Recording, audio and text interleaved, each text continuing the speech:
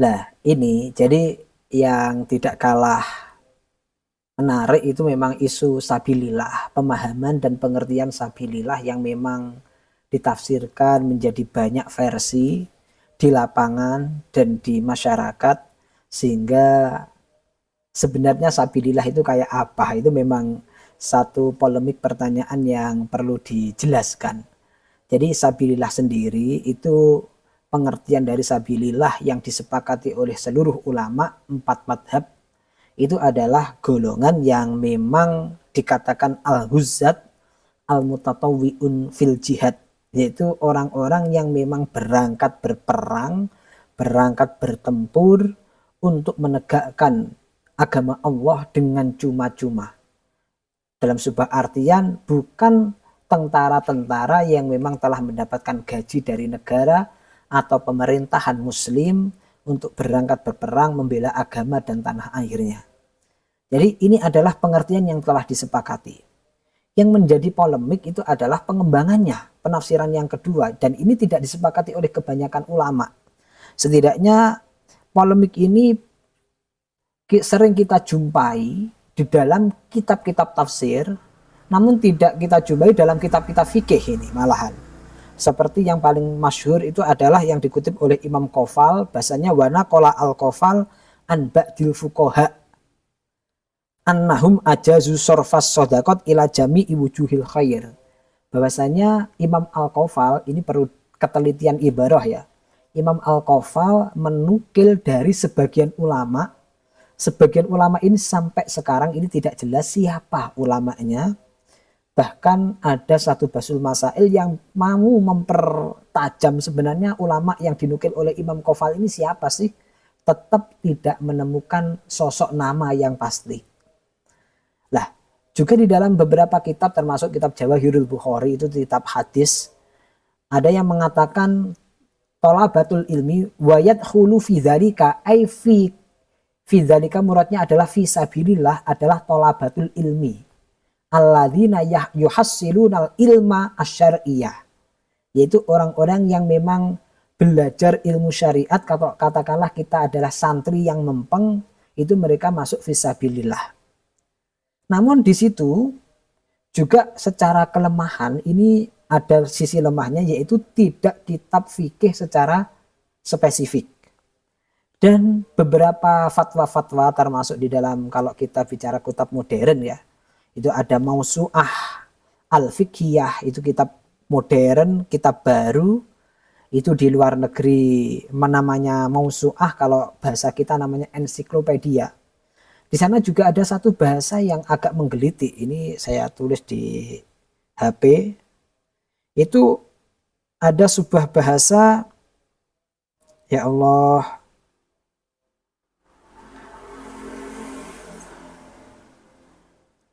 ittafaqo al-fuqaha'u ala jawazi i'ta'iz zakah li talibil ilmi wa qad sarraha bidzalika al-hanafiyah wasyafi'iyah wal hanabilah wa huwa ma yufhamu min madhabil malikiyah. Ini ada satu redaksi yang tampaknya seolah-olah pemberian zakat juga boleh diberikan kepada sabilillah dalam sebuah maksud adalah para pencari ilmu. Dan ini merupakan pendapat yang disepakati oleh pengikut madhab Syafi'i, pengikut madhab Hambali, pengikut madhab Hanafi. Lah, redaksi ibarat dalam kitab Mausu'ah ini juga lemah sebenarnya. Kalau dikatakan pengikut madhab Syafi'i, sebenarnya siapa? Ulama madhab Syafi'i yang memang muktabar, yang berfatwa, sabilillah bisa dikembangkan kepada berbagai macam orang-orang yang melakukan kebaikan sehingga mereka bisa mendapatkan zakat.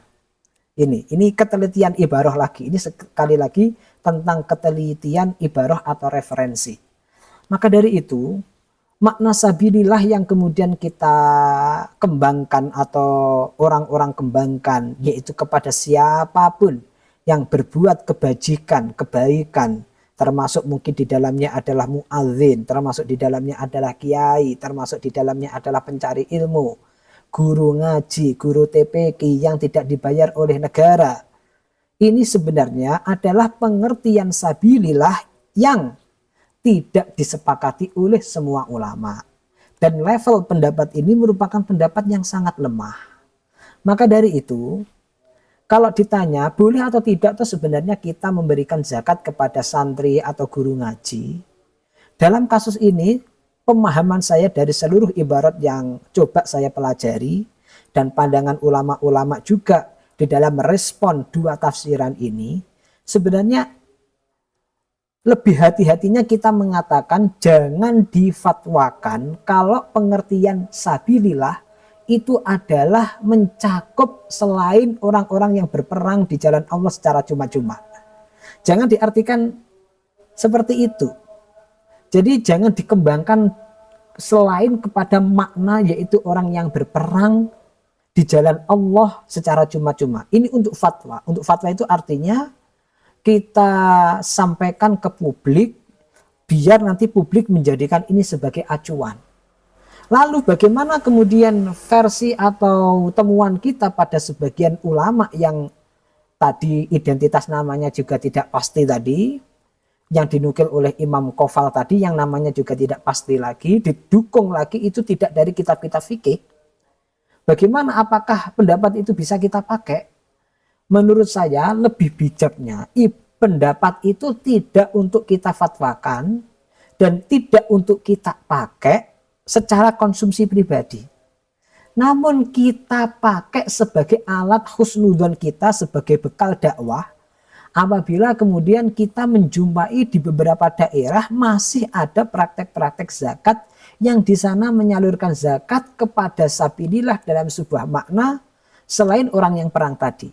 Misalnya mungkin guru TPQ-nya di situ dikasih, guru ngajinya dikasih, pelajarnya dikasih, muadzinnya dikasih, marbot masjid dikasih.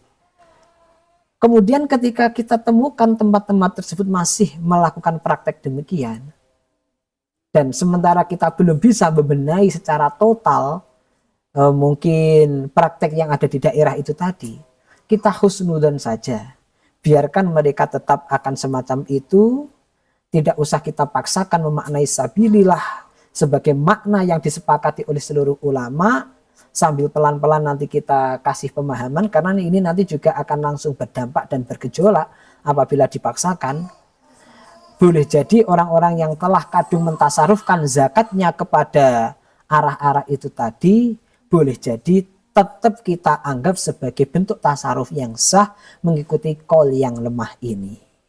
Jadi kalau demikian kemudian kita lebih fleksibel dan lentur menyikapi kondisi masyarakat kita yang masih juga sering dan bahkan mungkin banyak mentasarufkan zakat kepada para guru ngaji, kepada santri, kepada pelajar, marbot, muadzin, padahal mereka kita udah tahu bukan sabilillah yang telah disepakati oleh ulama. Jadi biarkan praktek-praktek itu tidak usah langsung kita katakan itu salah, itu keliru. Kalau sampai kita katakan salah, mereka akan bertanya lagi, bagaimana zakat orang-orang terdahulu beberapa tahun setiap penasarufannya pasti semacam itu. Nah ini akhirnya menjadi satu kasus baru nanti di masyarakat yang tidak ada ujung pangkalnya.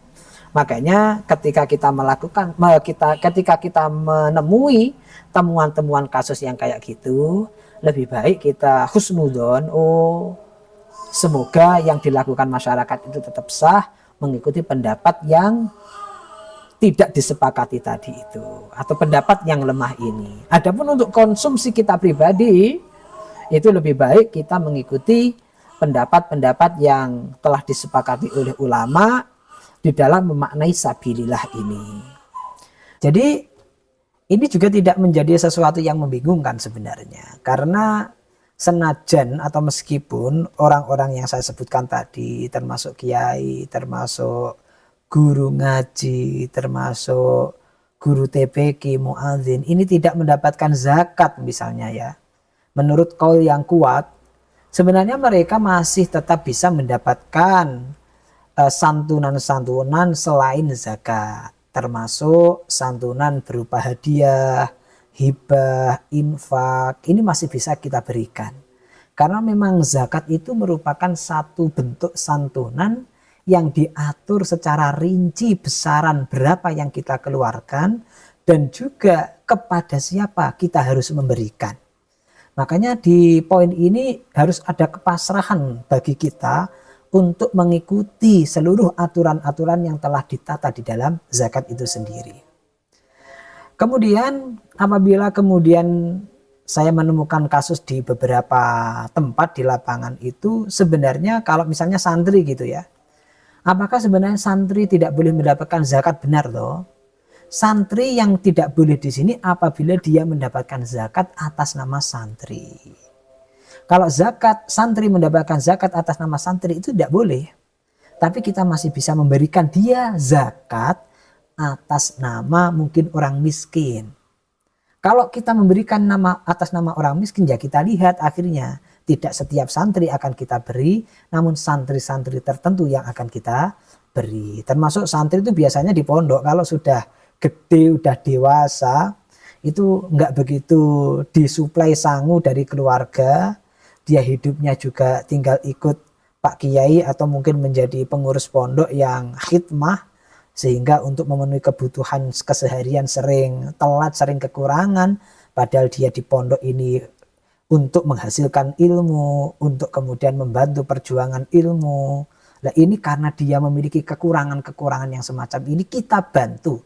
Bukan atas nama santrinya, tapi atas nama miskinnya. Demikian, wallahu ta'ala a'lamu bissawab.